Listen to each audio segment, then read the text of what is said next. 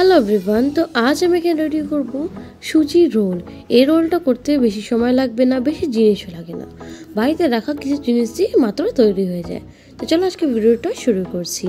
তো দেখো এখানে এক কাপ নিয়ে নিয়েছি সুজি। এই নিয়ে পাতলা সুজি নিয়েছি, আপনি চাইলে এখানে যে কোনো মোটা বা পাতলা সুজি নিতে পারো।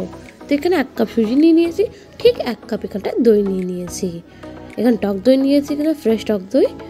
এখন এই দুটোকে মিক্স করবো মিশ্রণটাকে।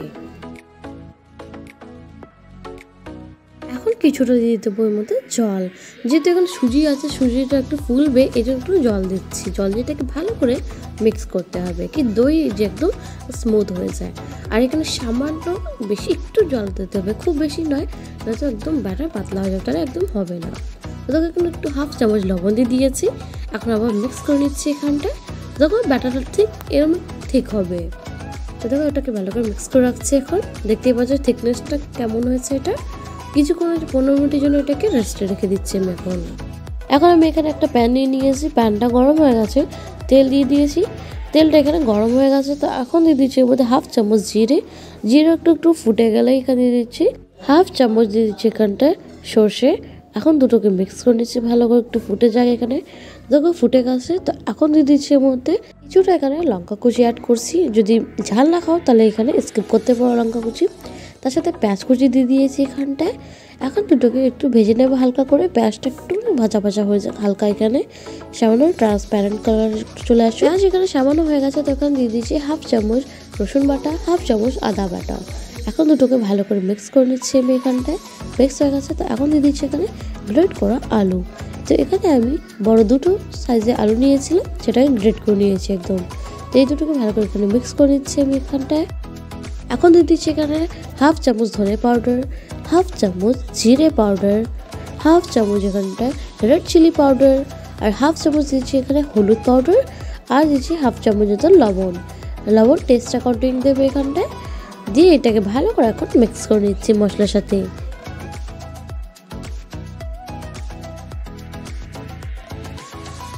এখন মশলার সাথে আলুটাকে ভালো করে ভেজে নেবো আমি এখানটায়।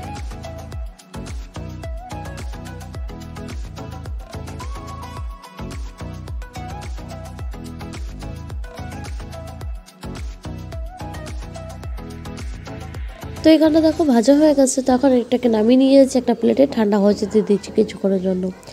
আর তার সাথে এখানটা যে আমি সুজিটা ভিজিয়ে রেখেছিলাম সেটা দেখো 15 মিনিট হয়ে গেছে এটাকে, মানে ওটা আলুটা করতে 15 মিনিটই লেগেছে। আর এটা একদম জলটা অবজর্ব করে নিয়েছে। এখন দিয়ে দিচ্ছি এখানে 1 প্যাকেট ইনো পাউডার। ইনো পাউডার দিয়ে জাস্ট সামান্য জল দিয়েছি এখানে, আর এটাকে মিক্স করে নিচ্ছি। এটাকে বেশিরভাগ একই ডাইরেকশনে আমি এটাকে মিক্স করছি বেশিরভাগ এখানটায়। আর তার সাথে দেখো এখানে দেখতে পাচ্ছ বাবলস চলে আসছে। তার সাথে এখানে একটা গ্লাস নিয়ে নিয়েছি, আপনি ছোট বা বড় সাইজের গ্লাস নিতে পারো।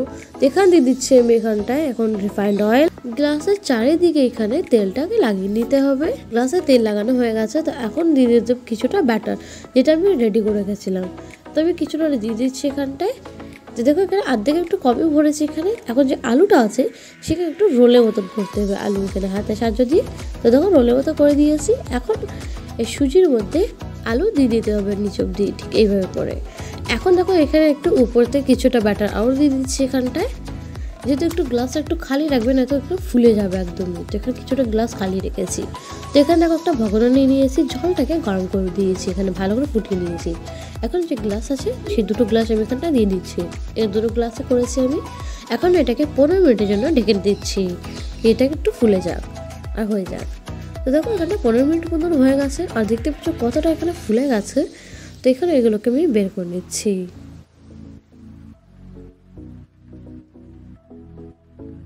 আমি এটাকে বের করে নিয়েছি, একটু ঠান্ডা করে নিয়েছি, প্রচণ্ড গরম ছিল যেহেতু গ্লাস। এখন একটা পাতলা চাকুর সাহায্যে দিয়ে সাইড একদম ভালো করে বের করে নিতে হবে।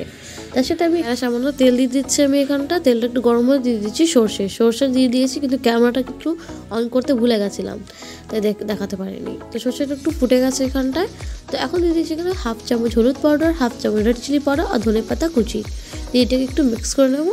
হালকা মতো ভাজা হয়ে গেলে এখানে দিয়ে দিচ্ছি জল দিয়ে দিয়েছি। এখানে যে হলুদের কাঁচা ভাবটা সেটা চলে আসবে, একদম স্ট্রং ফ্লেভারটাই বেরিয়ে আসবে। এখন যে সুজি রোলটা আছে সেটা দিয়ে জাস্ট এইভাবে হাতের সাহায্যে ঠিক এইভাবে রোল করে এটাকে লাগিয়ে নিতে হবে। তখন দুটো এইভাবে লাগানো হয়ে গেছে। এখন এগুলোকে পিস পিস করে কেটে নিচ্ছে আমি এখানটায়। আপনি ছোটো বা বড়ো পিস করে এখানে কাটতে পারবো। আর যদি আমার ভিডিওটা পছন্দ থাকে লাইক কমেন্ট শেয়ার করে দিই, সাবস্ক্রাইব করে দিই, চ্যানেলকে বেল আইকনকে প্রেস করে নিও। তো এখানে আমি সার্ভ করে দিচ্ছি। আর এটাকে গ্রিন চাটনি বা তুমি এটাকে সস দিয়েও খেতে পারো, খুবই ভালো লাগবে। কিন্তু আমি এখানে কোনো সসই আজকে ইউজ করিনি আজকে। তো আবার দেখা করবো ঠিক এরকম একটা নতুন ভিডিওর সাথে। এখন টাটা, বাই বাই।